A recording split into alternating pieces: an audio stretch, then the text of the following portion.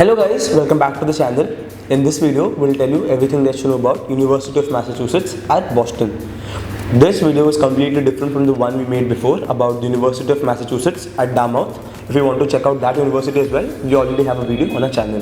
Also guys, if you are one of those people who wants to study abroad, make sure you check out the appointment link given below in the description box.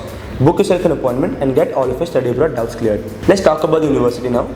So this university was established in the year 1852 and is an open research university. It has a lot of programs to offer to its students, around 180 for your bachelor's degree and around 110 for a master's degree. Let's talk about the rankings of the university. So this university was given the rank of around 650 in the QS World Rankings of 2022. Also, in the Times Higher Education Rankings of 2022, this university had a rank of 359. Let's talk about the top bachelor's and master's programs now. You can study varied different kinds of fields like mathematics, nursing, liberal arts and many more. Moving on to the eligibility criteria. So to be eligible for the college, you need to give certain entrance tests like IELTS or the TOEFL. In IELTS, if you have a score of around 6.5, that is 6.5 bands, it's a great score to have. While in TOEFL, a score of around 80 points is a great score to have. For bachelor's and master's, for bachelor's of course, you need to have your 12th standard mark sheets.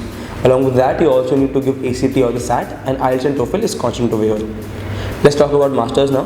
So for masters, you certainly need to have a bachelor's degree.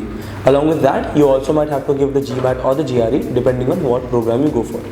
On top of that again, the IELTS and TOEFL again remain constant. Let's talk about the application fee and the tuition fee now.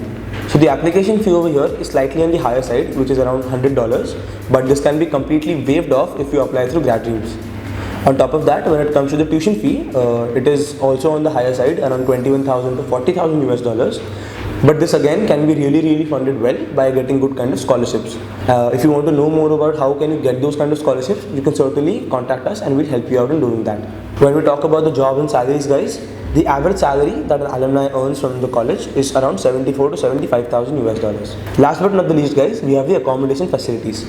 So the accommodation is both on campus and off campus, both available for you And if you go for the on-campus one, that is a great option of course. But if you want a slightly better room or better facilities depending on what you want, you can certainly go for off-campus facilities as well.